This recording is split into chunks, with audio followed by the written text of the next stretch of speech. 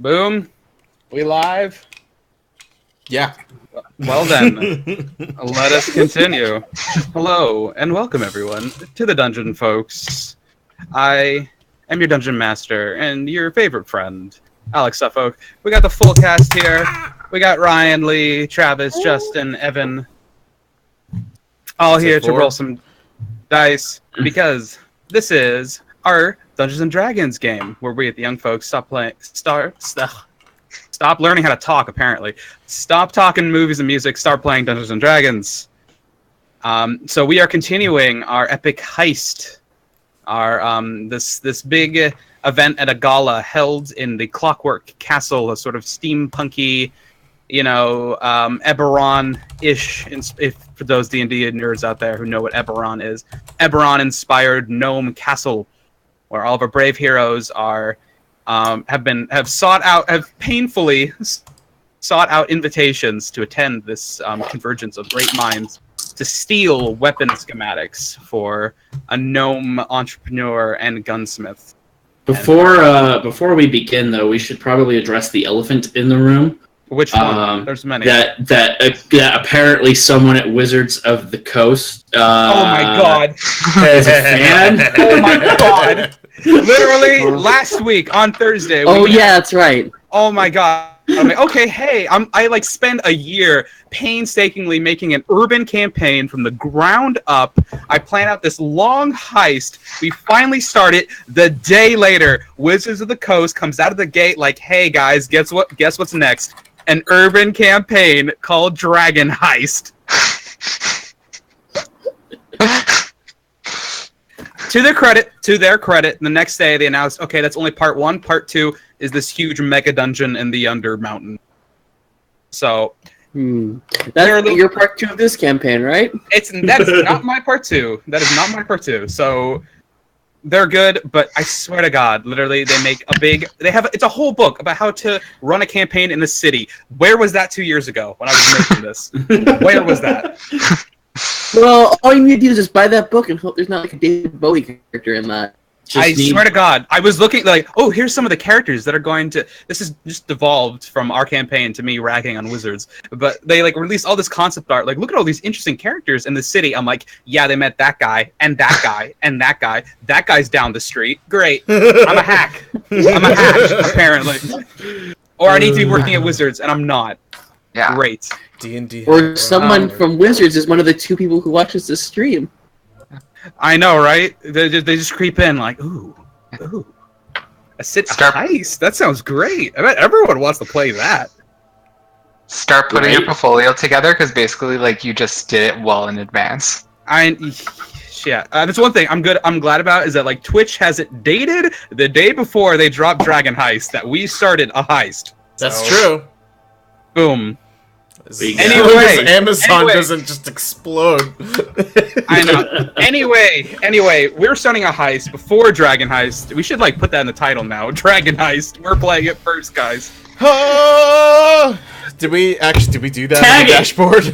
I changed it to session 19, so I updated that much. All right. But yeah, Jesus Christ, off the rails already.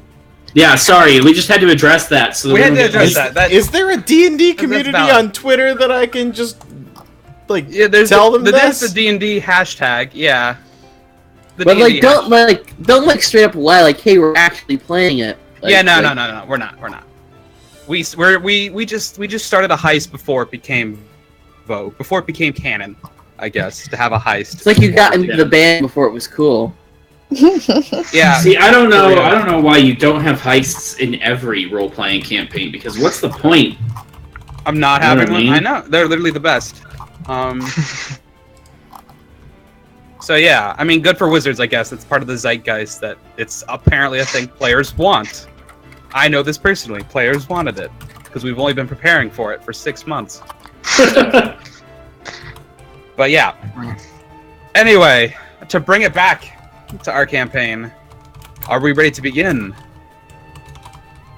we ready to continue? For so long. I'm good. Yeah, I'm good. I have a performance. Hold on, you do. Can we do a quick previously on?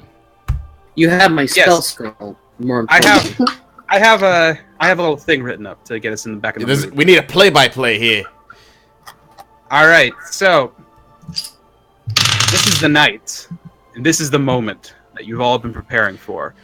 Four of you are standing in the golden ballroom floor of the Clockwork Castle, surrounded by bronze pillars of contraptions and the finest people of the highest society of the jungle. Merritt, you stand in your disguised self in the middle of the crowd, keeping your eyes focused on your mark.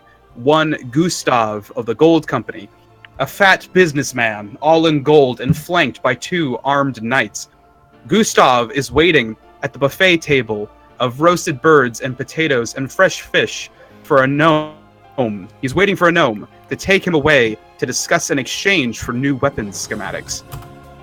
Alexandros, you stand in the middle of the crowd, bearing your newly given robe of eyes, which marks you as the religious envoy and thus attracts the attention of notable people such as Monica Whitebow of Pleasant Hills and Lieutenant Kosef, a dragonborn paladin of the Royal Guard.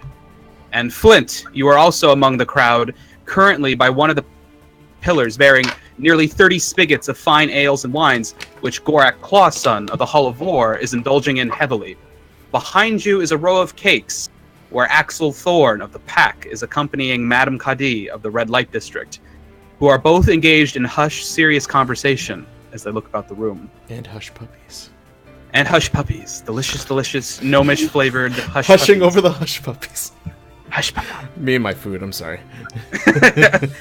And as for you, Karnov, you are at the stage in the back of the room. A cool breeze from the open glass doors behind you clash with the repressive heat of two spotlights that now shoot down from the giant clock that takes up the ceiling of the ballroom.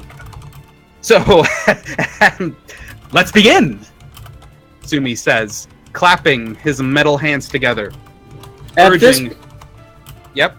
At this point, what is happening, Merritt has come to the conclusion that, oops, he forgot to get the sleep spell from Karnov. Yes, Karnov, the sleep spell you bought from Old Greenie is still within your jacket pocket. And it's at that moment that Merritt pings you that within the mind home, your mental linking between Alvin Blacklung and the Myconid, the fun guy. Who is the closest to you? Currently, Karnov, the closest people to you are Ziggy, who is turning to you right now and asks, "Are you ready to dazzle them?" We can't hear you, Trav. Travis, yeah, your mic. Oh, cable fell out. There you go. Can you hear me? Yeah.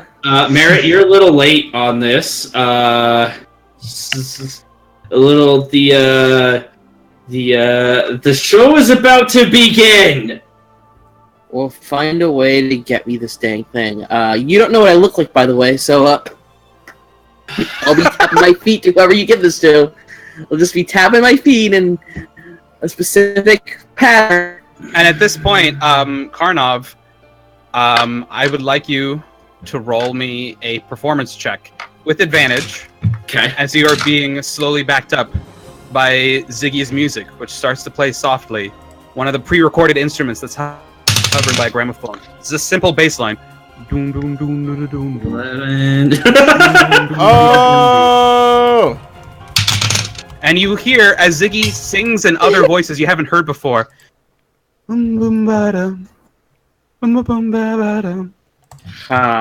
do any more of that, we're gonna get content ID'd. Yep, that's the extent. You know what he's playing. It's a MIDI version.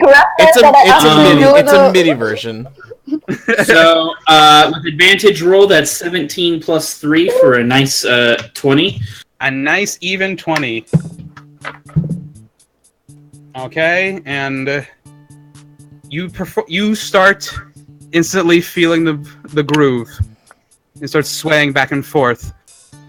And people are noticing and looking at your red leather and the rhinestones glinting in the spotlight. And then at the first pressure, you just whoosh, strike a pose. Yep. And everyone is instantly just enthralled. I'm imagining Bowie as a Kingdom Hearts limit now, and it's yes. That is exactly what's happening. Currently, Ziggy is sort of in the back of the stage, and he begins to slowly levitate as he's singing, as well as all the instruments are sort of self-playing. He's only playing the guitar, and as he sings, his ASMR voice is able to split, and he can shift between two voices on command and harmonize with himself. His angelic voice ringing out. Wow.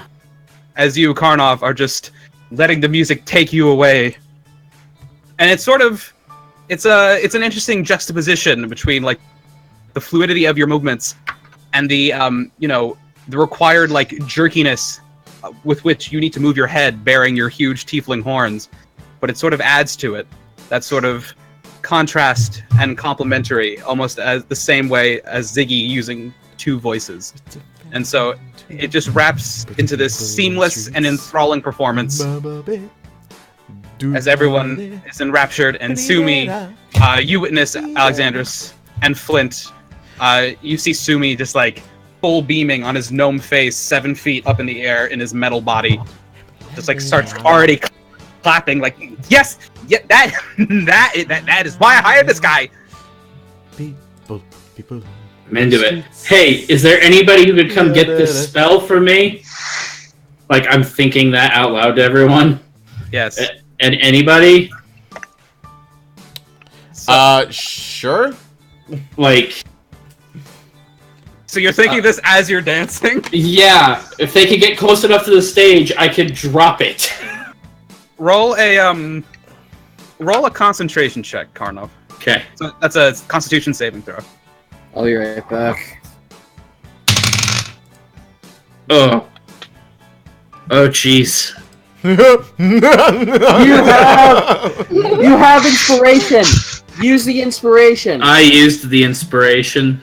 Actually, Karnov, you got it back last week. I forgot to dole out inspiration. I would have given it for you for being sassy to Axel and Madame Kadi. Okay, that's probably good, because... is that a nat 1? That is a nat 1. I mean, you also, as a wild mage sorcerer, you can also use your Tides of Chaos. Oh, man. Which you have not used. No. Ever. No, I haven't. So you can decide. This is kind of important. Do I take the shot, or do we just use the inspiration so that the sleep is the linchpin for this entire plan. Yeah, I botched that. We're gonna use the inspiration. All right, you're able to, by some method of determination and I suppose inspiration, you're able to keep dancing while also maintaining your connection to the mind home. So you hear everyone from Karnov. Can someone else get this from me? So you hear it, Alexanders and Flint. I don't think I'll be able to get it. You also hear it, Merritt. You're also so it's a sort of abstract where everybody is. So I should like make like a little thing, but basically, in the back of the room is the stage, and there is Ziggy and Karnov, and then sort of off in the middle is so off to the right is Flint, and sort of in the center is Alexandros and Merritt. So Alexandros and Merritt, both of you are pretty much the same distance away from the stage. Flint, you're a little farther away because you're sort of off in the back. I need to keep my eyes on this guy. It's gonna have to be you, Alexandros. Yeah, I have Monica on my arm and the other guy beside me. So Flint, hi Flint. Start booking it, I guess, to the stage. Okay, all right. As far as hoping I'm not too intoxicated, Flint goes towards the stage, just kind of generally moshing, beer in hand. How many drinks have you had, Flint? Why are you drinking? Why are we? Are you drinking? Have you drank? I have to keep up appearances, man. Make him roll a d20 to see how many he's had. That's a good. Well, actually, here's the question: have you been drinking as much as Gorak? No. Okay. In that decidedly enough to make him not question it. All right, not as much as him. Well, here's the fun thing. Roll me a Constitution saving throw, but you have advantage because you're a dwarf. That's right, I do. Oh wait, hold on. But it's my natural roll plus the modifier for the saving throw. You are proficient in Constitution saving throws as a fighter. How low was the roll? I realized that, but I rolled a 6. Well, with advantage, so roll it twice and get the higher number. With advantage. Yeah. Thank God. So 15 plus 6. Okay, so... Okay, 21. You're totally fine. You have a slight buzz coming on, but, like, you're good. Like, the party's just begun, baby. Comprehensible. Yeah. And so, you've been pinged by the mind to approach Karnov. Right. And so at this point, Merritt, you witness that, if you remember, there was a gnome that locked eyes with Gustav when he walked over to the table, and now the gnome has walked down, and he's very slowly making his way across the balcony, down the stairs, seeming like he's heading towards Gustav. Now, Schnell! Schnell! Schnell! Schnell! Schnell? Chanel. Chanel? That's German for quick. Oh. Just say quick. Dwarves don't understand. It's French for designer. Alright. Okay. So Karnov, I'm like, give me the thing. I'm trying to like gracefully pull it out of my costume. So you start like, do you like pull it out as if it's like a sash, or do you like? Are you? No, I want to have it like cupped in my hands. Okay, roll me a sleight of hand check. Okay, Oh. that's not good. Here we go. 7. You have Tides of Chaos.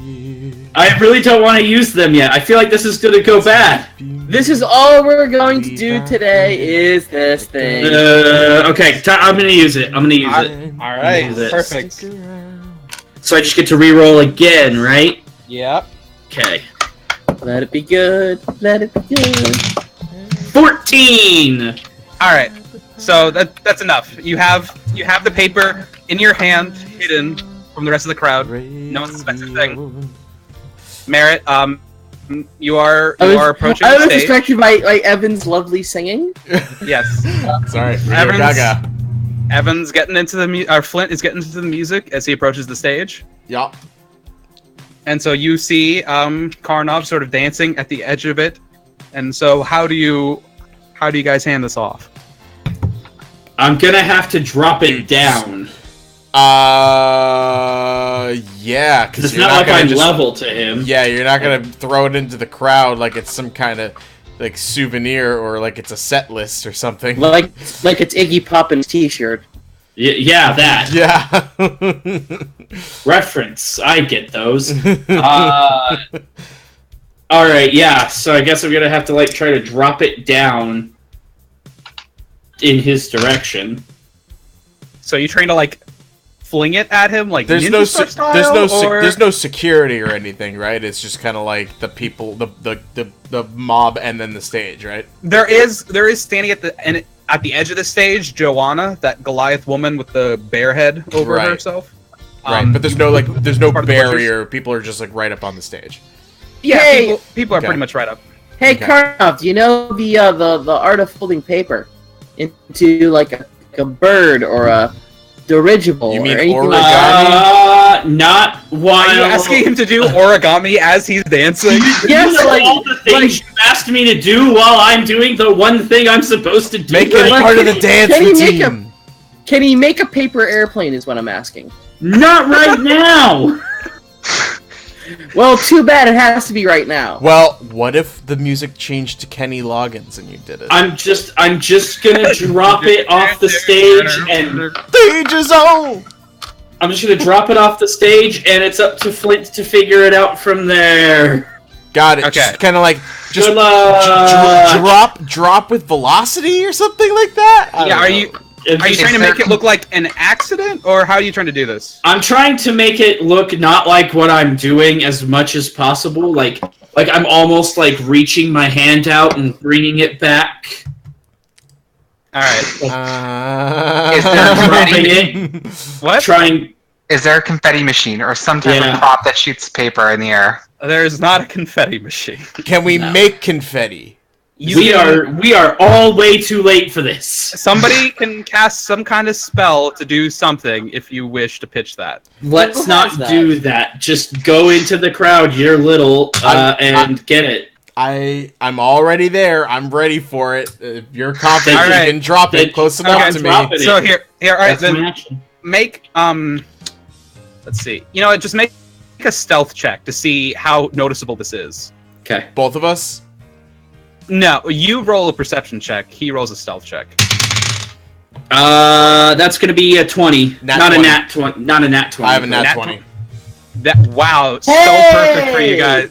So, Flint, you know it's coming. So you see as Karnov is just sort of swaying about, he sort of does like this wacky inflatable arm flailing tube man thing, and he sweeps the edge of the stage, and as he does that, the paper just sort of slip from his fingers and fall, and it looks like nobody even notices it because they're too busy staring at Ziggy. Nobody notices it, and you're able to just sort of walk up and snatch the paper off the floor. So now you have the scrolls. You have the sleep scroll. Yeah. Excellently done. Well done. Weird. Good rolls. We recovered from that particular screw up. That could have gone guys. really badly. It had to happen someday. All right, now, am I going to be using this scroll? Or No, I am.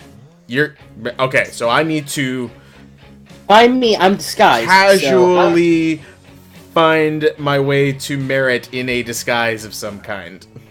I will be tapping out to the beat, like arrhythmically to the actual beat. Arrhythmically. That's incredibly vague.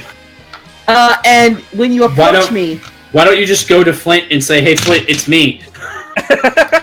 oh no! When you approach me, I need you to ask me what's cooler than being cold, and the answer is ice Frosty. cold.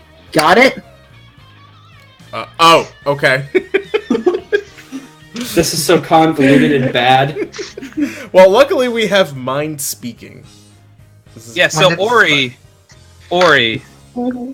you know you've reached within a mile of the palace, because the first thing you hear in your head is Merritt's voice. What's cooler than cool? Ice cold. All right. Oh my god. As now their conversations are hitting your head, and the oddest thing is that as your carriage has pulled into Tinkertown, you haven't heard the that sort of chiptune steam whistle theme that usually plays throughout Tinkertown. You are hearing the music of Ziggy Starchild playing. And you're sort of riding along in this finely cushioned carriage. Right next to you is the blue dragonborn, sort of got a bit of a gut, sort of like a sagging neck and a horn sticking out of his head. Charkath, of the gold company, who has hired you as his assistant, his little aide de camp, so to speak. And across from you is an elf with orange skin and a tunic which looks like it's made completely out of leaves. And sitting next to him is a dwarf in full plate armor, a beard that is blonde and in 3 distinct braids, and a platinum helmet with just tons of gems on it.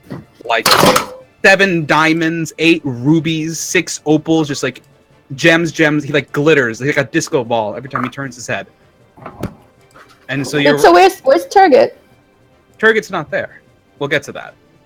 Mm. And so Charkath turns to you and he says, Ori, it has been some time since you came into my office. But I'm informed that Lady Zytalia has hired you, or has requested that you keep her happy. And if you are keeping her happy, then I am most happy. So if you remember, Lady Zytalia is the woman who you exchanged the dust with, and the one who pulled you into that other dimension and gave you the whole spiel. It seems that she tipped Charkath off, and so that's why he's not mad that you haven't showed up for work in like 3 days. It's only been 3 days? It's only been 3 days. It's been 3 days since you guys decided, let's start this heist. Indeed. Well, I turn to him and I'm like, well, tonight I'm your aide. I'm all for you. Yes. I look forward to us working together once again. Although you must, and he's sort of whispering at this point, you must know we will be surrounded by influential company. It's good to keep your wits about you. Noted. And so it's at that moment that you're sort of looking at the two sort of resplendent and regal in their own ways, but completely different, this elf and this dwarf, that you feel in a radically different company. And you start feeling as if you're missing Turgot, who is absent today. So here's your delayed Pulp Fiction flashback. You spent the day with Turgot traveling towards the warehouse district. You knew that this other musical group, the rival to Ziggy, was the answer. And the last time you walked by their warehouse concert, you noticed that they had the whole audience sort of enthralled, as if they were their own cult. And it's as you're walking around the warehouse, you don't really know where to find them, and so you found sort of setback after setback, sort of asking people around. You know some of the butchers, they recognize you, so they're friendly. But whenever you ask about the answer, the most sort of answer you get, the response you sort of get is, "Fuck them. Let them work for Hope. We don't care." And so, Turgot begins to look a little demoralized. He's like, "Ori, well, first of all, why are you doing this?" We're supposed to, it's our duty to be able to take down these cults. You will learn that soon. I mean, given my own history, I would agree with you. I don't know. I just feel like, I have this feeling like something bad's gonna happen. Have faith, young one. Thank you. I mean, I wish I was always brave like you. Seeing the things I've seen, I feel like it's only a matter of time. The jungle, it sort of ebbs and flows between, like, things being peaceful, things going to shit. And things sort of went to shit right after the king died. Now it's sort of peaceful again as people are sort of gearing up, figuring out what to do, and I feel like it's going to go to shit again real soon. Jesus, you're depressing.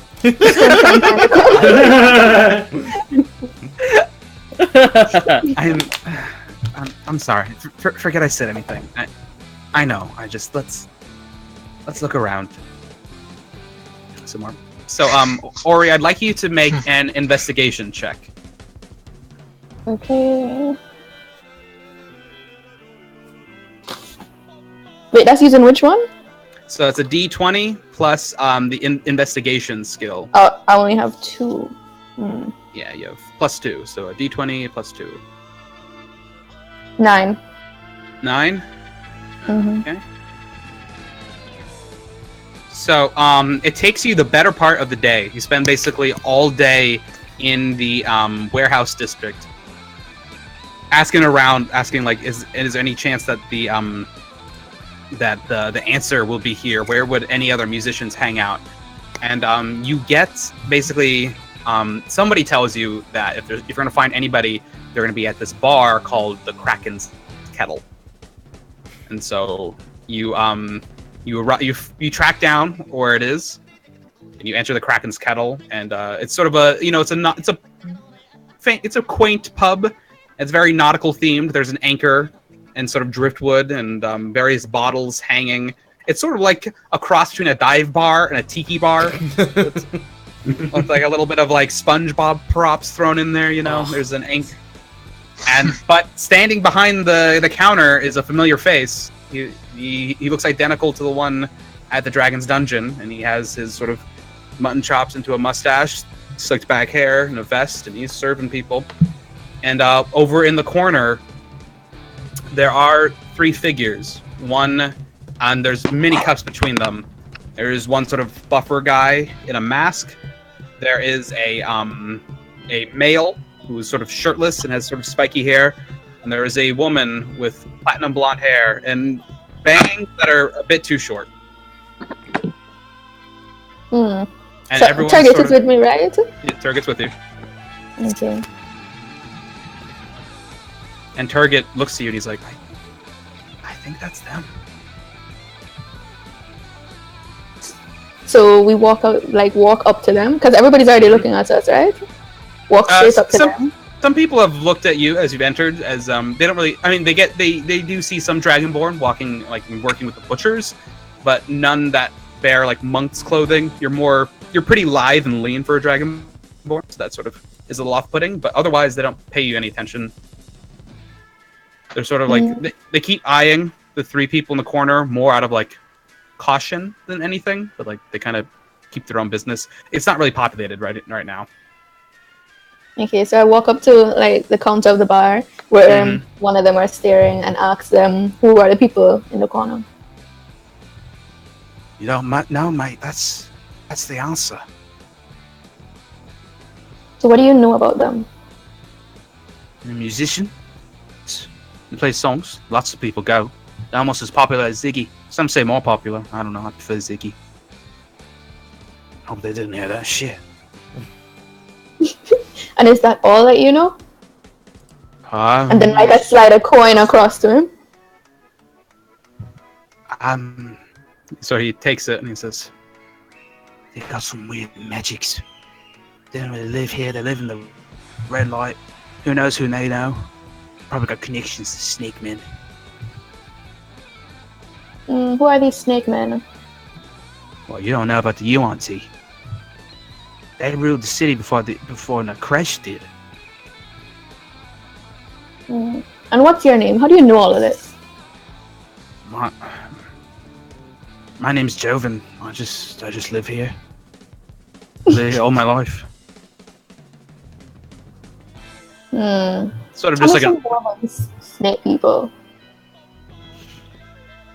Well, I mean, I don't know much. I'm not much of a book person. Just from living, you ask a lot of questions. There's some books you can buy on this shit. But I mean, you know, if you look around, especially the Red Light and Palace, it was built by UNT hundreds of years ago. The King Nakresh took them over. I'm sure they aren't happy about it. He was supposed to kill them all off, but I suppose it's whispers that they hide, that they really run the Red Light District, that they've been there the whole time, just waiting to get thrown back. Man, Nakresh is gone. Your rude family's there, and some say snake people's still there. They'll get you in the night. They don't make you one of their slaves. They'll tear your heart out, give it to a snake god. Interesting story. And then I order a round of drinks for everybody. All right, and everybody gladly accepts it, except for the three in the back. You hear a cantankerous voice. It's like, "Oh no, we don't drink none of this piss shit. Take it back." So I turn around to them and we're like, "Then what do you drink?" He's like, "Well, now you're asking." One of them's a wolfman. Sorry, yeah, my dog wanted to talk to the door. Finest fire liquor. And can you get that here? Oi! It's a gold to drink. It's a what? It's a gold a cup. What's that? So each cup is a gold, which is really expensive. It's like each like mug is like $100 worth. Yeah, how much do we pay at the Dragon's Dungeon? a gold a night. Yeah. So do I even have that much? I don't know. Check your inventory. I think because I already just done by the drinks for everybody and that guy who barely he gave me some information. Mm-hmm.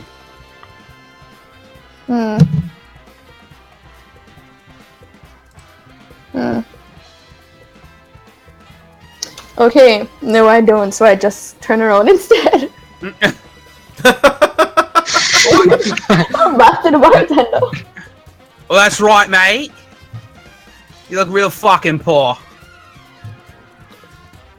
So then could I just do something sporadic and like do one of those elemental stuff where you take up like a wooden chair or a bar stool and then just throw it across by them?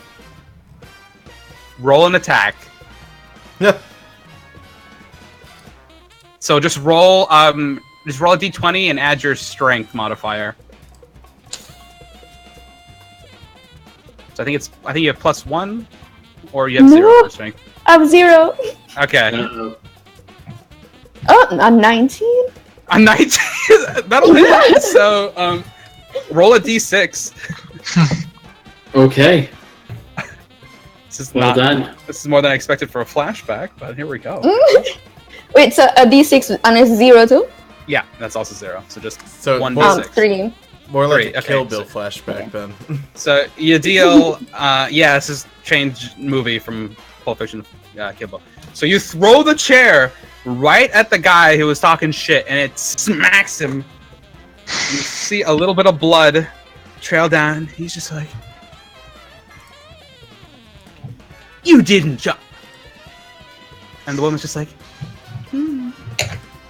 "That one's got some guts. We should tear it out, don't you think?" Okay. And he's like, "Oh, I'll do more than that." And he gets up, and the one with the mask just sort of puts up a big, like, meaty hand and just, like, shakes his head.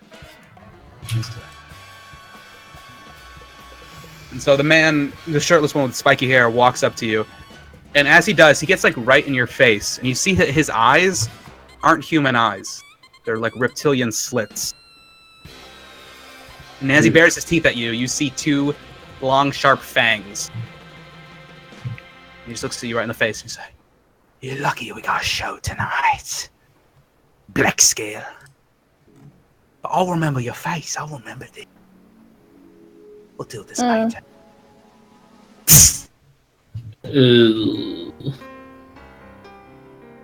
So is he still there and are they still there? The two of them are there. They have like stood up, like they're all about to leave. And the other guy sort of looks at you, and like as he's walking, like the other two are walking towards the door, he's just like backing up, still staring at you, like taking in all the features of your face. And then they get ready to leave. I say to Turgid, follow them to see where they go. You want me to? Shit. Okay. Boy. I'll tell you what. I can't go with you to the gala. I mean, I'm not on the guest list, but this works out. I guess I'll just spend the day following them. Okay, And make sure to find out more about the snake men who ruled before Nikeresh. Okay, I'll do my best. Good luck. All right. You too? Okay. That was more fruitful than I thought it would be. Interesting.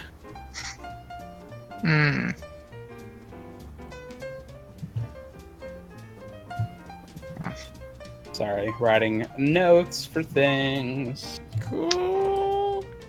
Uh-oh. Turget better not die. Yeah, I need to write down where Turgid's going so I can remember. It's a grave.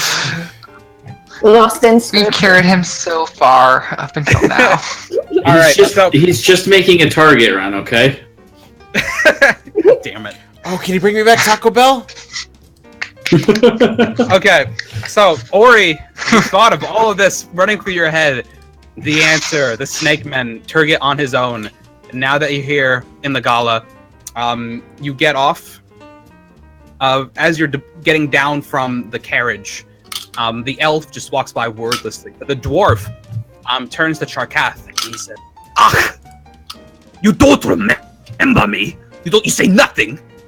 This whole carriage trip, you pay no respect to Palo." And Charkath's taken aback and he's like, "I thought you were maintaining a dignified silence. I didn't to break it. I know how you get, sir, greatest of the dwarves. Ah!" And the dwarf sort of stamps off. No respect in this city anymore. And sort of clink, clank, tramples down, and it's this red carpet that leads towards the Clockwork Castle, which I don't remember if... Ori showed up that one time. Just, you weren't there, Lee. So you walk through this red carpet, and now you're hearing the mental going backs and forths of Merritt, like, oh, get me the spell scroll. Now you're able to communicate with everybody. An elf has just walked by you, and everyone sort of like whispers as soon as they walk by. Like, sent someone, huh? And then the dwarf is walking by, and he's sort of walking up to like everyone, and people are just like, "Yes, Lord Ballo, it's great to meet you." So on and so forth. And you see the little gnome woman, Figgle Greenhorn, sitting up at her podium, checking off names at the guest list and announcing people as they enter. And you can see past that the great golden splendor of the ballroom, and you can hear Ziggy's music getting louder as you enter. As you walk by, Figgle is just like, okay, Sharkath, welcome. Okay, this is your guard. And she motions to you. It's I swear, so many familiar faces here today. And so she checks it off. And so you hear the dwarf pushes by you, and he's like, "Barlow shall be forced. I built this city.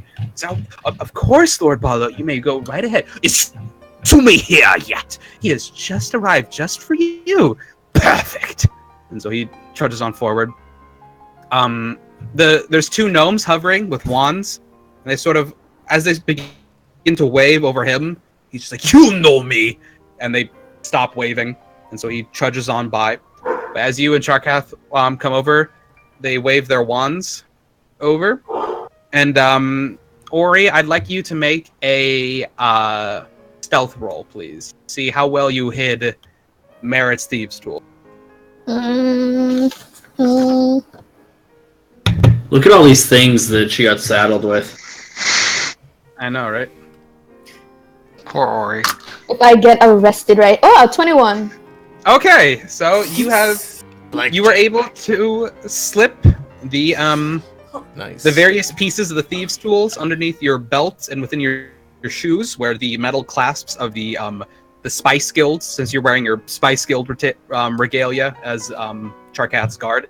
You know, there's little metal bits sort of throughout the uniform, so you have hid the various pieces of the thieves' tools behind each of them. So as these wands sort of wave over you, they detect nothing, or at least they don't detect the thieves' tools underneath your other metal bits.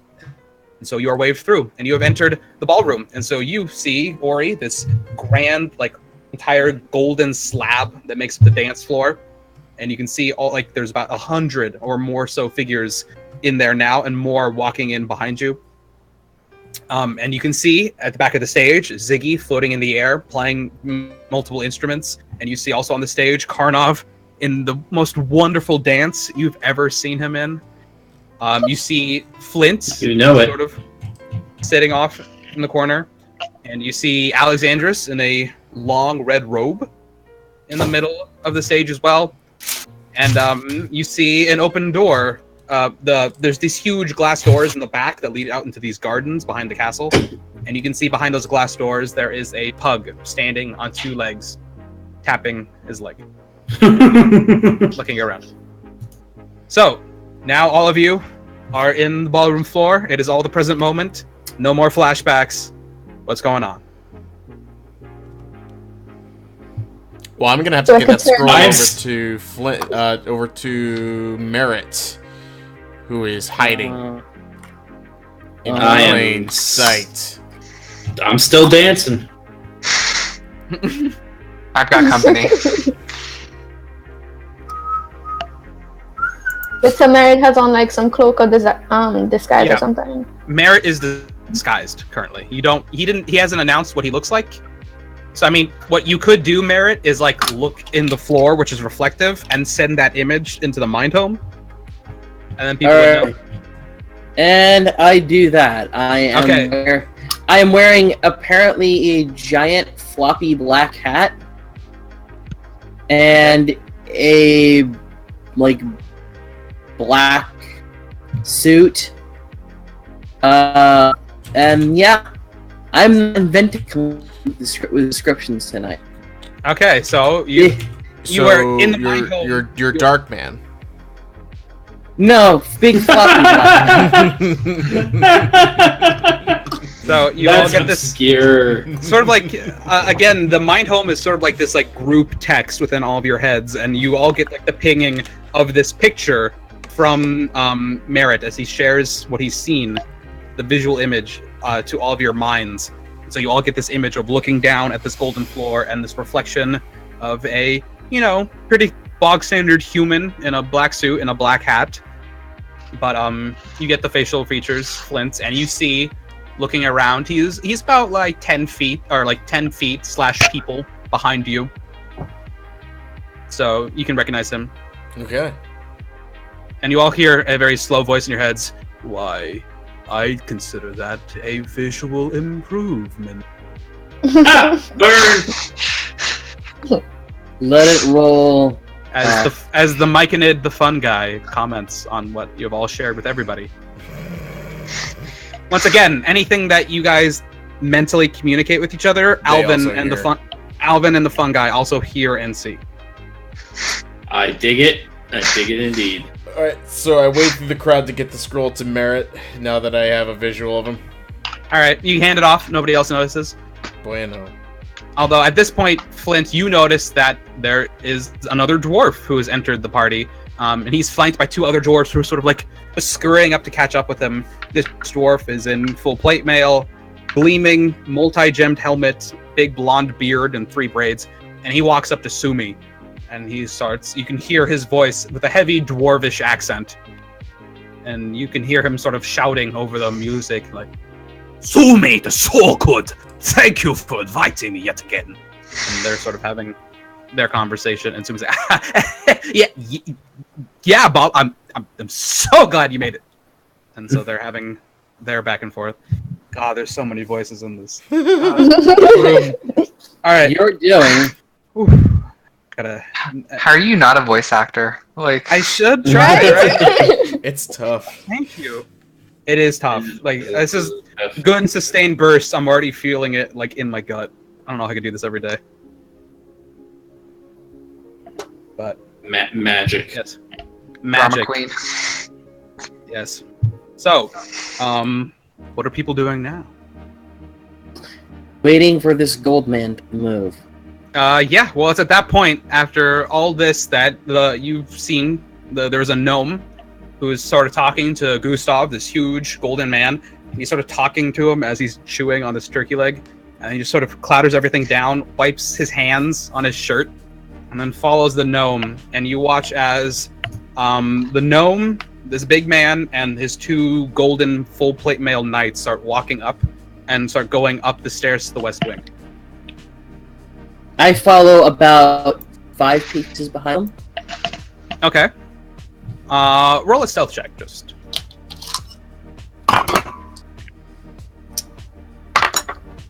Uh, 19 plus... what is it? 7, so... That's a 26. 26, alright. Yeah. Okay, they do not seem to notice you as you're just sort of, as you're right behind them, and they just keep walking forward. We're doing okay. We're doing okay. I still think it's kind of sad that we don't have an actual plan. Oh, This is a plan. Yeah. So if you're following behind them, kind of a plan. as you're following behind them, Merritt, the gnome and the human man and one of the knights walk through these huge doors, and you can kind of see a faint glimmer of the room beyond, which you went into during your reconnaissance days, where your reconnaissance day 2 days before, where you saw all the moving stairways. So the 3 of them walk behind, and the door closes behind them, and in front of them, in front of the doors, is one of the golden knights who stands behind and turns around, unbuckles his longsword, and just places it right in front of him. And he is now standing guard in front of the doors to the west wing. Oh shit. I didn't even get an attempt to like try into the door. What do you want to try to do? I wanted to squeeze myself into the door while I still had time. They were ahead of you because you were falling behind them. 5 paces isn't that far behind. Well, you'd have to rush up in front of them and then get past them. I mean, you can try. Yeah. Are you? Because like the way they're gonna see it is this man in a black hat running past them, going where they need to go, opening the door and slipping in before they and they're gonna be standing there like, what the fuck? Hey, I'm just trying to move the story forward at this point. So, all right. I'm moving it forward too, man. But there's an option way now. We're outside this thing. All right. So, do we know anything about these guards? They are in full plate armor. It looks like sturdy armor. They look more outfitted than like the royal guard of the city. I am going to cast Tasha's Hideous Laughter on the guard. On the knight? Okay. So, are you... Okay, so he basically, like, when you get up the stairs behind them, do you try to hide again? Or are you just standing right there? Duh, of course I do. Okay, then roll another stealth check, because he turns around to guard the door. That's an 18. Dang, I'm doing good. Plus 7 is a 25. Okay, well that's a natural 1. So, as you see him turn around, you definitely duck behind a huge vase that sort of stands by the railing. So you're sort of hidden behind that, and he's just sort of, like a sentinel just staring forward. And now let's cast this goofy ass spell. Alright, what do I need to roll for this? He needs to make a saving throw of some kind.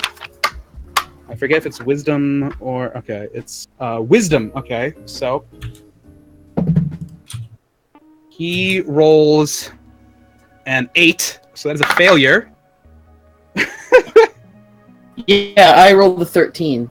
Well, you don't roll anything. He just has to roll. So he falls prone, and for a whole 60 seconds, you just see this like stoic, like you don't even see a face, just like this thin visor. Like I kind of imagine them like the Praetorian guards from like Last Jedi, but gold instead of red. And so he's standing there, no face, and you just hear sort of echoing in the middle. I use this to check the door while I'm still hidden in shadows. And so he drops the sword and falls down with the clang on the ground and just sort of going writhing. That was literally me watching those vines earlier. Alright, so I use this to go check the door while I'm still hidden in shadows. Okay, what do you mean by check the door? Check to see if it's locked. It's not locked. So I go in. Alright. I'm gonna say roll another stealth check to try to like slip by him so he doesn't see you as he's rolling on the ground. That's another 15, so plus 17, 7. So alright, he does not notice you. He is rolling. Yeah, anything higher than he rolled like a 6. So yeah, you were as he's like he's literally rolling on the ground, laughing his ass off, and you just hop over his big clanging body and slip behind the doors. So you have about another like 45 seconds before the spell ends. Well, he does not see, so I start booking it towards whatever thing. Okay.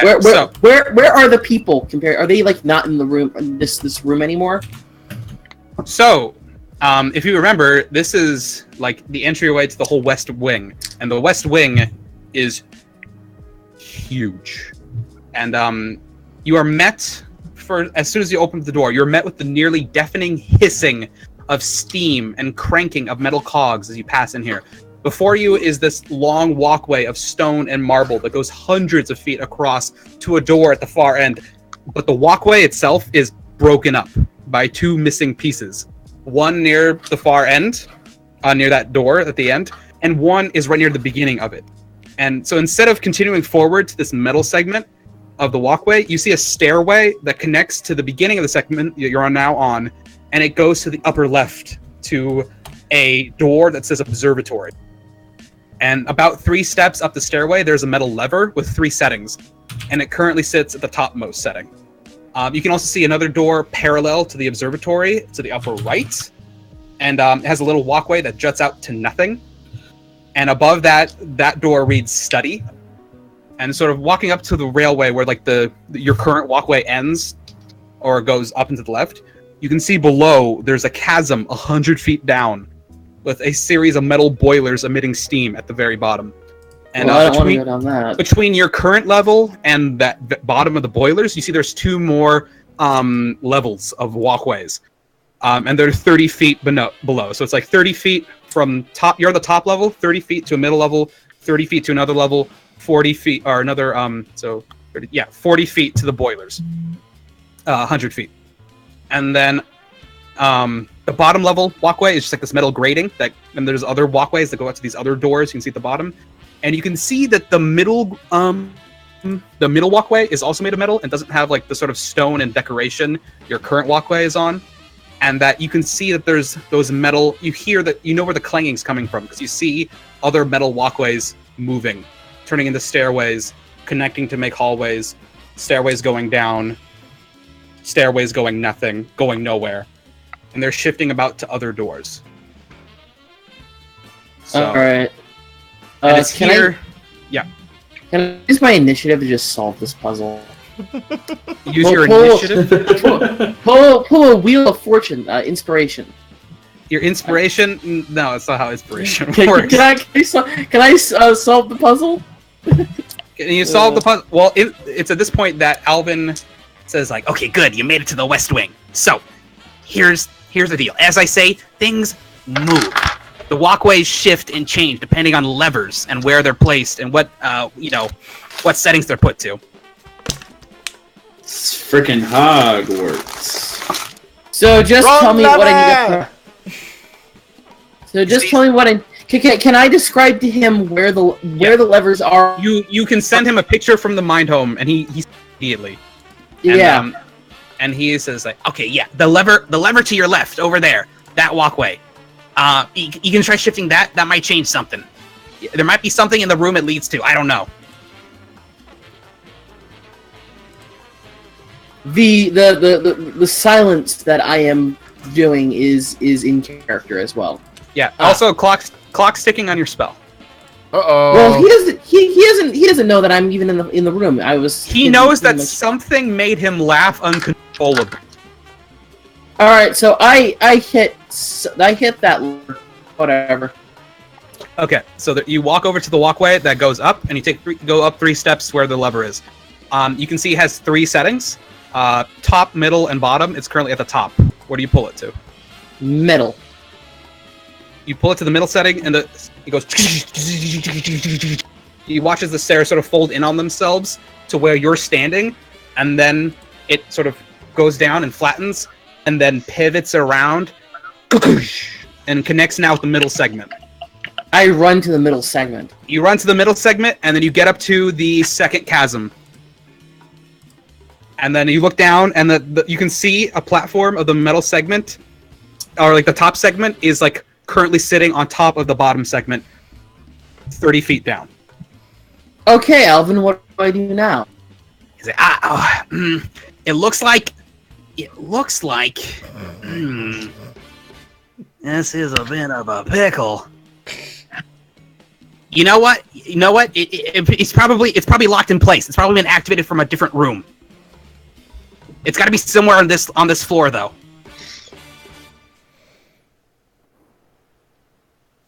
For real, dude? I told you things move. This was the deal. All right, I fiddle with the lever again. Okay, so you go back and you do you put it to the bottom setting, top? Bottom, yeah, whatever. Okay. I haven't tried that. That's the only one I haven't tried. You shift it to the bottom setting, and then the middle sort of like retracts again from the middle segment, and then extends and shoots up, and now connects to the room that says study. I go up to the study. Okay.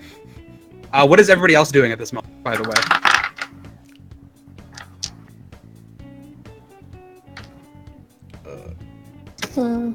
So Karnov, you're dancing. You're good. The performance is still going, unless there's something else you'd like to do. Ori, Alexandris, Flint's. You've currently been given the visuals from Merritt about where he is right now, and so you see the convoluted complex of moving walkways and levers, and so you know he's up there, and you've heard Alvin giving him instructions. And so what would you guys like to do? Can you take care of my guard friend? Is the question. I don't know. He probably won't find me. So I could tell what's his name again? I still can't remember. Always or so. The Dragonborn that you're the with. Dragonborn woman. Yeah, Charkath. Yeah. So I tell him that I'm gonna secure the perimeter to make sure that nothing's going to attack or anything going to. Very prudent. I assure you it's safe. I admire your caring of my safety. You're free to go. Okay, so Ori, you can go wherever you want.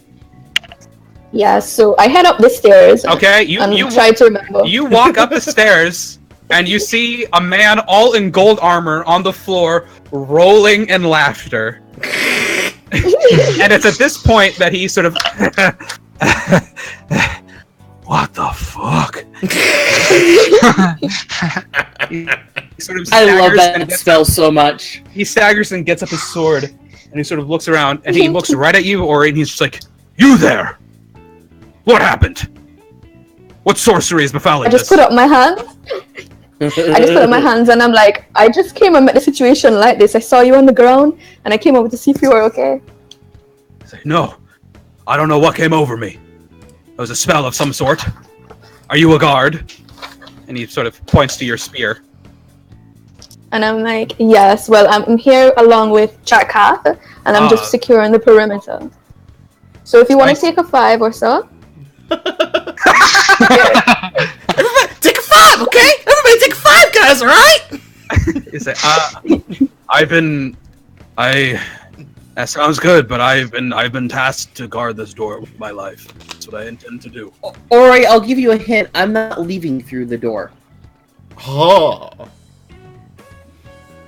Okay. Hey. Okay. Then I'll just lay around the perimeter, securing the perimeter. So wait, so you walk by? This from before, and told him decided to run. He says, hey, wait, actually, come back. If you're gonna watch the door, I need to go inside, see if anything slips by me. So do you mind watching the door for a second? And can I repeat the words that he's saying to me while he's saying what's happening? You can live stream everything you're seeing and hearing to everybody else. So now, Merritt, you've heard that the guard wants to come in. I hide in shadows. Okay, well, I'll say that you enter the door to the next room, to the study. Alright, well, he's never gonna find me. Yeah.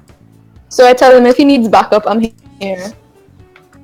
Okay, and so he says, all right, I'll be a few minutes. And so he walks past the doors, and now you're standing in front of the doors to the West Wing. Alexandris and Flint, what do you guys do? Crap. What am I doing? Well, like, you have more room than I am, because right now I'm stuck. Because I've got Monica beside, like, on my arm, the other guy beside me, and the robe that Hirib is watching through me. So I have to be a guest at the party for the time being. So you're out, alright. So all I can do is help in a situation if I'm at the party. You can also just, like, tell them to go away. I mean, you can do whatever you want. Just, you are currently surrounded by company. They will ask where you're going. You can try to slip away. But wouldn't Hirib see everything through the robe? Everything. I mean, it's better if we kept the appearances and didn't all seem like we were all together. You didn't get a clear answer on that. But didn't I? Nothing's clear with Hirib. Damn it, Alex. What do you want to do, Flint? I'm bad at making decisions. Alright, so maybe I should try to get over to the West Wing for backup while we have a window open? Or should we try to have as minimal presence up there as possible?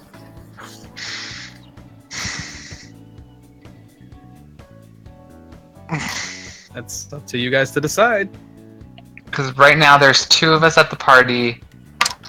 One of us up there. One dancing. One dancing. One in the crowd. One with the guard, and then one in the room. And then there's you. And there's me. Merritt, you think you got those levers, or you think you need a hand with the levers? I got the levers. I'm in the room I need to be in. Okay. I will stick to the party to keep the peace and an eye open. Alright.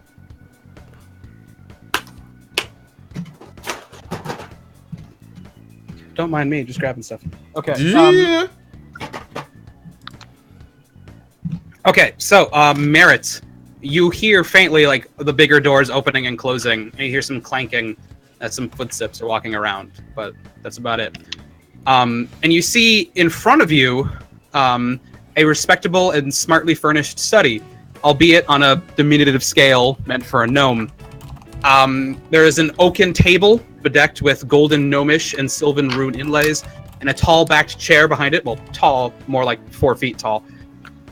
Between the door and the desk, there is this long blue rug with golden tassels at each corner. And in the 2 back corners of the room are suits of knightly plate armor, human-shaped, and each with their own longsword, positioned as if waiting at attention. Similar to the Golden Knights, but obviously it's made of more of a rustic and plain steel. And most notable is the library, to your left and right. Both walls are taken up by these huge bookcases, both of them filled to the brim with various tomes about magic, artifice, alchemy, and astrology, history, almost every subject. What do you do? Is this the room I need to be in, just to double check? You don't know. I continue to stealthily walk into the room. Okay. And so there's no one here. No one that you see. So I'm not in the right room. God damn it. Is there in or out of the city except from what I came through? Well, I mean, you're looking for a switch, a lever of some sort, probably. Is there a switch or a lever of some sort? Probably. Roll a perception. That is a 13 plus 4, so that's a 17, I think. You don't really see, like, a big metal switch anywhere. And actually, most of the things here look pretty just mundane. The only thing that's different is that, like, all of the books seem pretty neat and tidy, except for, like, except for a few. Like, all of them seem, like, put in their place. Some feel like they've been taken out or left, like, not, like, OCD-wise pushed back. I roll a investigate. What? Actually, I'm gonna roll a check for traps. No, I don't need to. I'm gonna roll for investigation first and see if there are any levers behind any of the books. Okay. Yo, nat 20. You do notice that all of these books are orderly pushed up into the shelves, and so like they're touching the back wall, except for one book that's sort of jutting out amongst the other books and sort of sticking out of the shelf a little bit. I messed with that book. Like I put it back to where it would normally be. So you bend down and you grab it and you like sort of try to push it back forward, and it doesn't push. Like it feels made of metal. So I press it like a switch. So you sort of push down on it and you feel it, and you pull it back, and you hear grinding and whirring, and it's at this point you hear clanging of metal, clink, clink, clink, clink, clink, clink. And you wonder, like, is that the golden guy out there?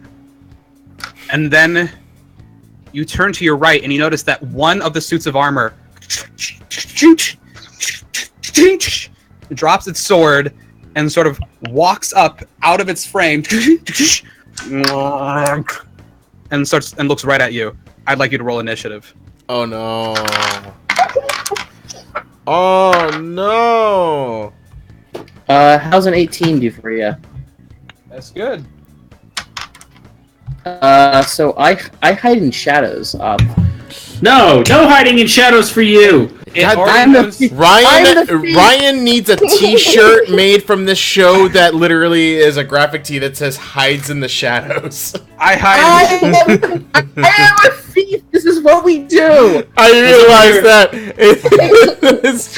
it's a really funny thing to picture as a T-shirt that says "Hides in the Shadows." Hides in shadows. So let's It's probably better than Star Wars is bad, actually. Probably. Because one is subjective and the other is not. Where are my markers? Hold on. Please stand by. Well, he's gonna like this because the first thing I'm gonna do is flee from this fucker. There's not gonna be much of a capture. I am going.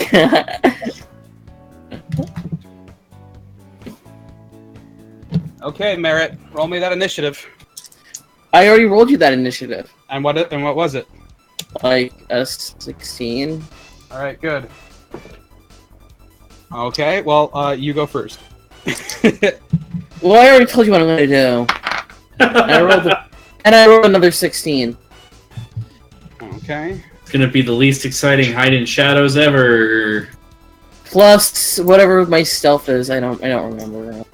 16 plus 7, so a lot. Okay. So I mean, looking at your predicament here, this is the desk and the chair. This is the other suit of armor. This one has walked forward a bit, and you're currently right here by the library. So I mean, the back door is like right here where the camera is basically. So I mean, you can try to hide on like the other side of the library. He's seen where you are. He'll probably see like where you're going to go, or it won't be hard to find you. Well, I am starting to move towards the door.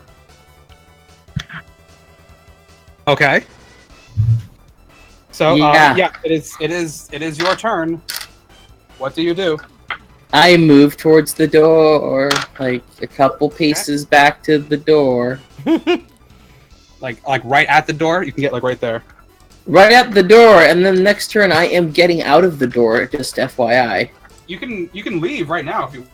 Yeah, I'm gonna leave. Yeah, I'm out. See ya. Really? Yeah, I'm not fighting no pseudo armor. All right, so Pretty cool. you leave, and so you walk down the stairs, or like you walk right out, and you see standing out in like the main hallway the Golden Knight, who's looking around and is like realizing that the middle platform has risen to now make a full long middle platform. He's like, what the fuck? What the fuck? And then he looks and he sees you walking down the stairs and he says, what the fuck?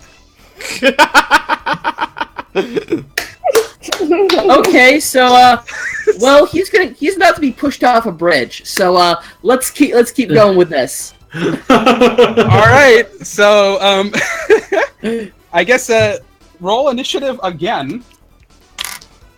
Oh man. That's a 13. That is a natural 20 for him. Nah, it's just initiative. Find a set of stairs. I'm on a set of stairs, man. No, you got to get off of them and push the other guy. Yeah, I'm at the top of a flight of stairs, man. I'm in my natural element for what I do. Wait, it was you or Flint that pushed the wizard down the stairs from before? No, She doesn't know. She doesn't know.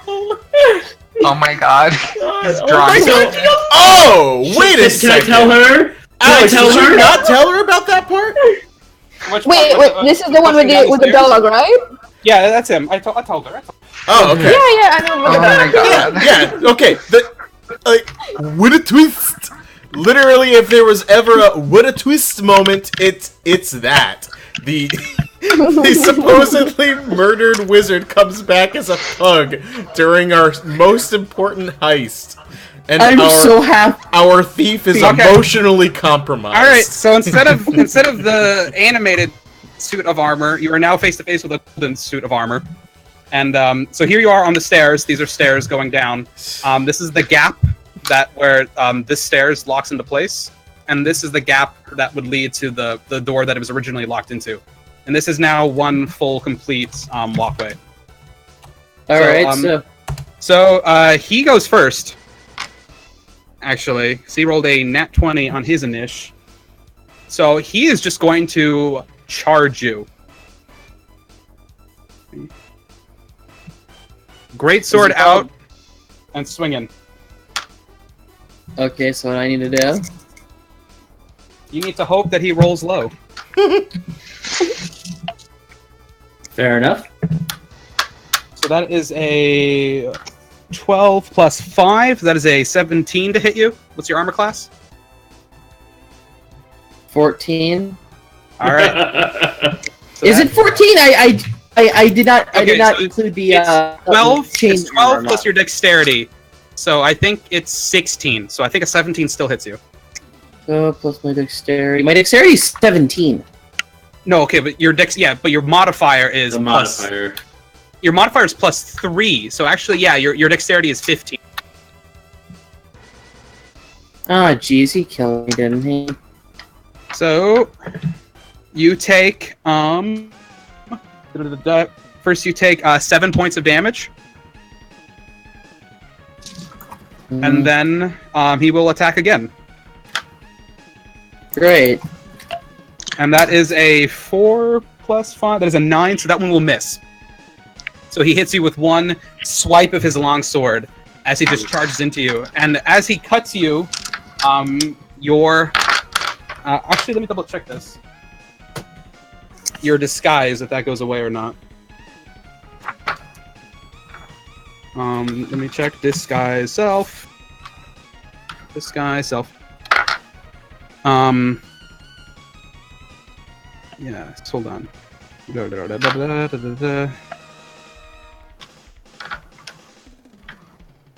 Okay. Alright, now your disguise is still up. So you take the hit, and he's sort of really confused as to why his sword cleaves through nothing as it goes through your hat. And he's a little more confused as to why you're not bleeding, because your disguise is covering up the fact that you're bloody a little bit. And that is his turn. All right. I'm actually going to roll a persuasion and tell him, my friend, I got lost in here. I'm looking for what's the name of the? I am a buyer for Sumi, and I am looking for his room. Don't know why you just did that to me. Roll a deception check. How's another nat 20? Not joking. Right here. Yeah. All right. Wow, your ass is paved. So he swipes at you with his sword. He's like, wait, oh, my God, sir, I'm sorry that I wounded you. It's just, I was meant to guard the door. No, I was meant to pass. Sorry, I think someone was out here that shouldn't have been. It's no worries, my friend. Just go back to your post. What are you doing here? I'm not meant to let anybody pass here. I just got lost. This is a whole maze, and I can't find out where I'm supposed to go to meet with Sumi. It's like, oh well, Sumi, I can take you to Sumi. He's right at the ballroom right now. Here, let's go. I'll take you out there, sir. Well, no, Specifically, I'm looking for a man with a golden attire, because I am looking to outbid him on an item that Sumi is going to present. So I need to be a little stealthier to find him, because I don't want him to know that I'm here because I am his rival in the world of arms sales. Are you claiming that you're Sumi's rival? I'm claiming that I'm the guy with the gold arms dealer rival. Are you trying to outbid my employer? That's not a crime. And he sort of readies his sword again. You done screwed it up. You are so close. And he says, "It's not a crime. There's no one else here. And the gold company always comes out on top." Alright, so I before he pulls it out, I kick him downstairs. And guess what I used to do that. What do you do that?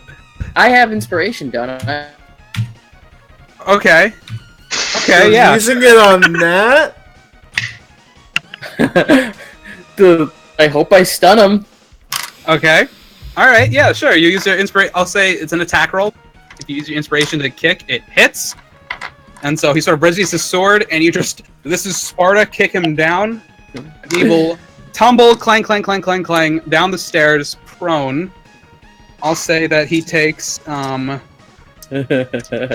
points of falling damage as he's going downstairs. Several? Okay, so he'll take 15 points of damage. Yeah! Wow. Always kick people down the stairs when you can. Oh my god. Alright, and he is currently prone. But you hear him groan. "Oh, I don't feel bad about the slash now, you fucker." Oh boy. So, yeah, so... Alright, I'm gonna say roll initiative again, because you went out of combat and you re-instigated it. So I don't know. So, let's try that again. 16. Alright, he rolled a 3. Okay, so... It's combat still, it's your turn. I run down the stairs and jump over his body. Whoop! And now what? Alright, so... Where is the next door on this walkway? Currently, the walkway is going nowhere. Like, this is about the chasms. You need to switch the lever. Either it's the middle to go here, or the top to go here. I'm gonna switch the top. Okay, so I'll just say that as you ran, you switched it, and then you can sort of like ride the stairway as it sort of pivots around and goes up here. So now you can pop into where it said observatory. Alright, go into the observatory then. Okay. So, you walk into the observatory, and you sort of slam the door behind you, and in this room, a large open window. And from the height of the second story of this castle, you can see out the window, off in the distance, the Acropolis and the Golden Palace, as well as the tall trees that make up the Elven Commune, sort of just southwest of it. And pointed out the window is this large, intricate telescope, about 6 feet high, with this short little ladder and a small seat connected to the looking glass of the telescope, for a gnome, obviously, to climb up and sit and observe from it. And sitting on the seat is a small notebook, and the only other thing in this room is a simple wooden chair in the back left corner of the room. Oddly enough, nothing else is in here. While I'm here, I'm gonna roll an investigation so that I can find that teleportation circle. Okay, go for it. Does a 17 do? Plus, where are you? plus 4. Where are you looking? On the floor. All right. With a 17, yeah, you're looking around and you notice that right under the chair there is a circle of little red runes. I make a mental note of that. I don't know how to activate it yet, but I make a mental note of it. Well, you know that all you need to do, this is what the princess told you, all you have to do is stand on a circle and say the words Valamon Docks, and you'll be transported there. Valamon Docks, Valamon Docks, Valamon Docks. Alright. Alright, so I keep that there. Wait, can I also use that teleportation circle to go anywhere in the castle, too? You don't know. what is the room I need to be in to get into this meeting? You don't know. It was part of the mission to find out. It has to be. If he has a educated guess on what room it is. You ask Alvin? Yeah. He's like, well, okay, it seems like that the whole castle's been locked to its security configuration, so everything's convoluted. You need to pull a bunch of levers to get things to lock up just to get to the place. My guess is somewhere on the bottom floor. What's in the bottom floor? There's several other rooms. They're the most secret of rooms. That's why they're down there by the boilers, so that no one goes there. There's probably a meeting room. There's 4 rooms down there. It's one of the 4 down there. So I get on the teleportation circle and say... I don't want to go back to the study, so I don't want to see something that will get me back to the study. I am going to say bottom floor stairwell and hope to goodness that gets me somewhere. Nothing happens. Bottom floor doorway. Nothing happens. Bottom floor. Nothing happens.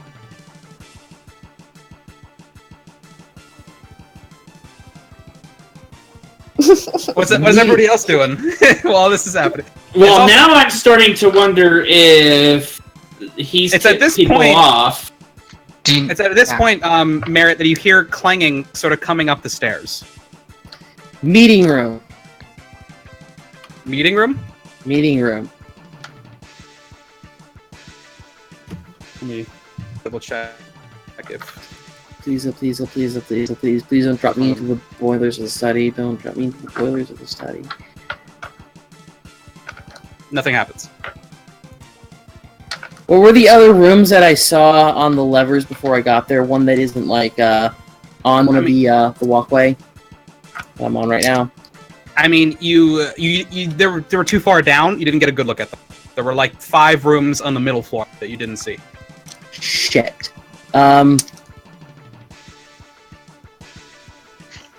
What's everybody else doing? Boiler control room. Sounds Boiler? hot. Am I still dancing or what? You are still dancing. Cool. So at boiler control room, whoosh! Merritt, you are transported. Like you were in this room with the little observatory and the telescope and everything, and you were instantly zapped away. And you're now in this floor. You're in this room. There's a million levers in front of you, and it's swelteringly hot. And you just hear this chugging, and there's all this steam hissing in your face. I'd like you to roll a Constitution saving. How's a 14 do? Plus 2, so 16. You're fine. The heat is rather oppressive, and it gets in your face, and it's sort of beating on you, and it's awful, and you feel like your energy draining, but you're able to push through it. So where am I? Is there a door leading out of this control room? There is a door. I go out the door. Okay. So, you go out the door, and you see that you are now on a metal, sort of like grating walkway, and that from you, my notes for everything was done. Okay. Which one?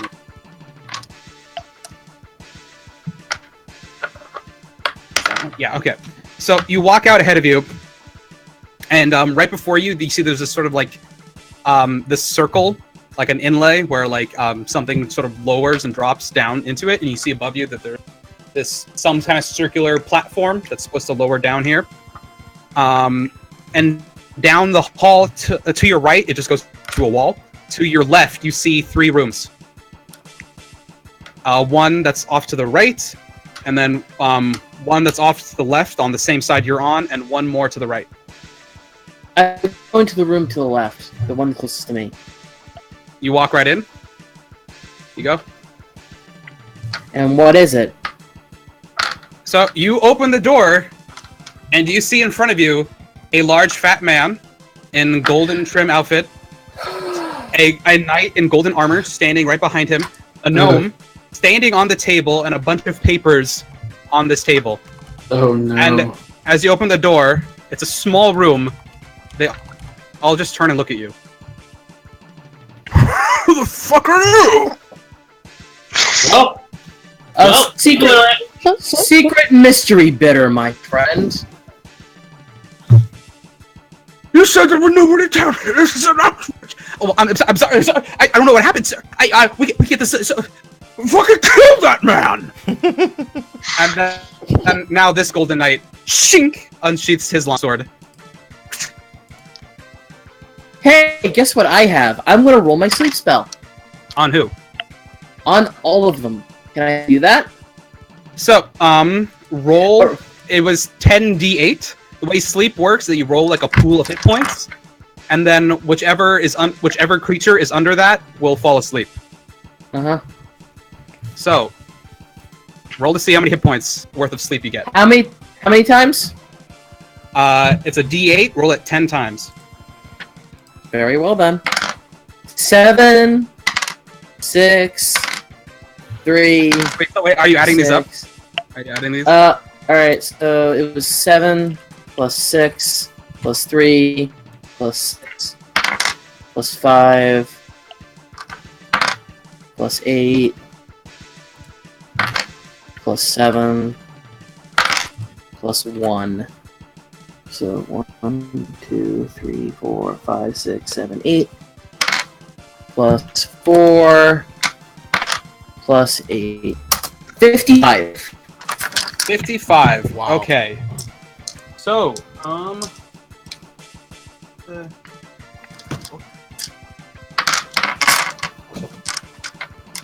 double check the health of somebody here. Just want to get this done. I just remember we're like 3 minutes before we have to go. So I hope this works. Nah, we're boned. That's me in your head right now to the music. Okay, so We're boned.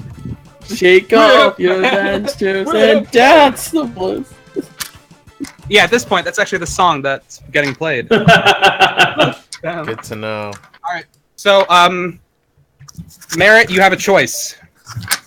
You can either put Gustav, the fat man, and the gnome to sleep, or you can put the knight to sleep, and then you're dealing with the fat man and the gnome. You can't put all three. Oh man! The knight has a lot of health. How much would I? Yeah, the Night King seems more dangerous. So. But I also have these like. So you had your option. You can put either Gustav and the gnome to sleep, or you can put the knight to sleep.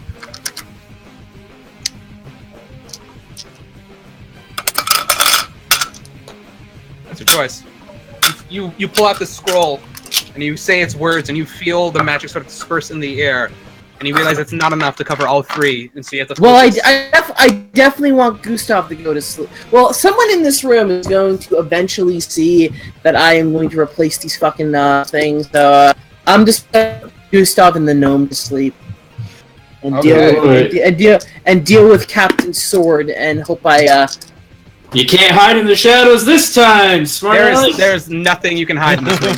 It's Oh, but I do have. I can run back to the control room, get him on that plate, and drop it in the middle of nowhere in the town.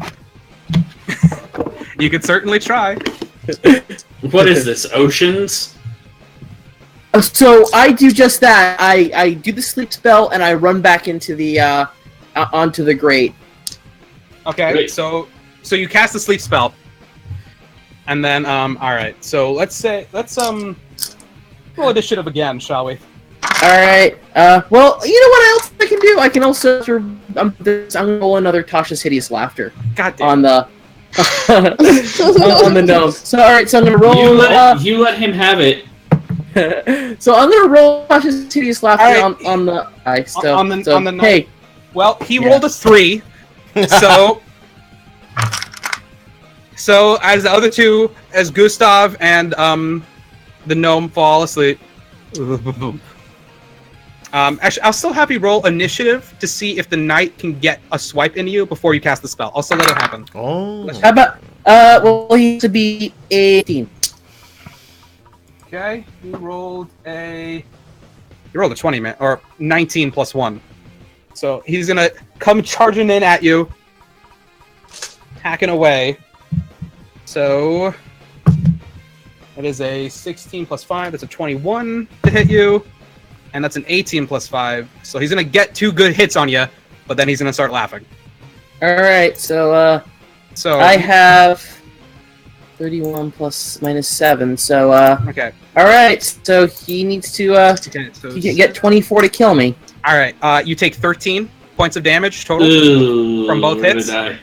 Well, no, I still. So he comes up and swipes, and as you sort of take the hits, you pull out your hand. You mutter your incantation. And what the fuck is happening? And while this is happening, I unfurl the plans out of my leg, and I replace these plans on the table with those, and I get out of the room. Okay. So you have 60 seconds before you're and then I run to the boilerplate room, and I say Halidon Ducks. Okay, so Merritt runs over and he says, "For all of my dogs," and then whoosh, you're gone again. And now the steam and the heat of the boilers is instantly replaced by a cold, salty spray of the ocean. I immediately hide in shadows when I get on the docks. So you see all the people coming in on boats. You hear the dong dong dong dong. You see a lighthouse as people are milling about, going between the different bars and the restaurants and the various customs and immigration buildings. And then I tell Alvin. You can't tell anything. You're cut off. You try to communicate with the mind home, and you're out of the mile radius. That's right. He told me that that would happen. So you know you have the plans. And it's at this point that Alvin pings all the 4 of you guys, and says, I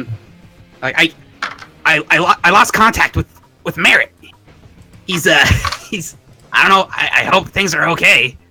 And you hear yes. He seems to have been removed from my mind. Oh, so you won't saw me run. So do we take this as him dead, or as him? Oh dear, what would my character do? So it's at this point that the music stops. As the music, like Ziggy and playing, like it's no longer amplified. It's like he pauses, and you hear Figgle's voice come over the intercom when she sort of like announces stuff. And now she sounds different. Her breath is quick, her voice wavering, and she says, "Oh God, we're at full Jenny Slate." And now entering is Lord Nakresh, the great Tiger King of all. What? And the entire room goes silent, except for the guests all whispering and speaking to each other frantically now. And then you hear a lone pair of footsteps come down the stairs.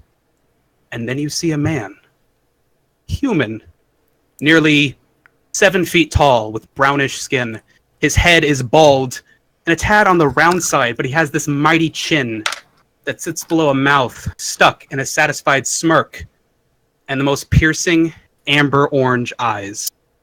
His clothing is made of different vibrant colors. He has knee-high boots with curved toes made from some sort of teal leather, and he has trousers of an apple green. His shirt is a ruby red, tied about him with a sash made of golden cloth.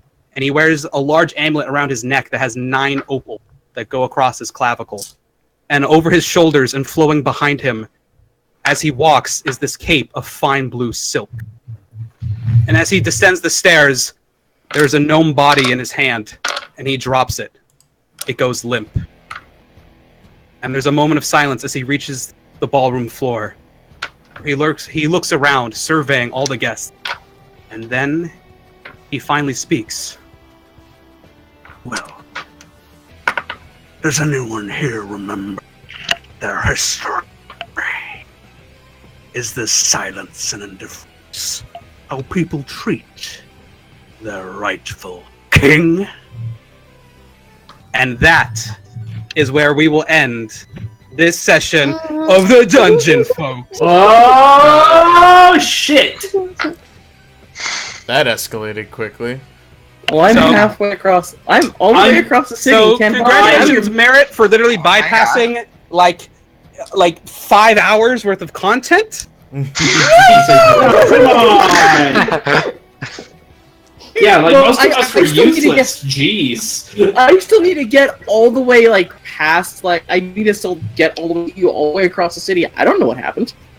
Yeah, see, that's our punishment for you doing it all. Now we all gotta I'm probably cheerfully going I'm gonna walk into the thing and I'm gonna walk straight into this next time. I'm gonna be by the skin of your teeth, you have succeeded in obtaining the schematics. However, Barrett, you are cut off from everyone. You have no idea what's happening. You have no idea. While everyone else, it seems that Nakresh has just arrived to the party. And there's a decent chance we think you're dead.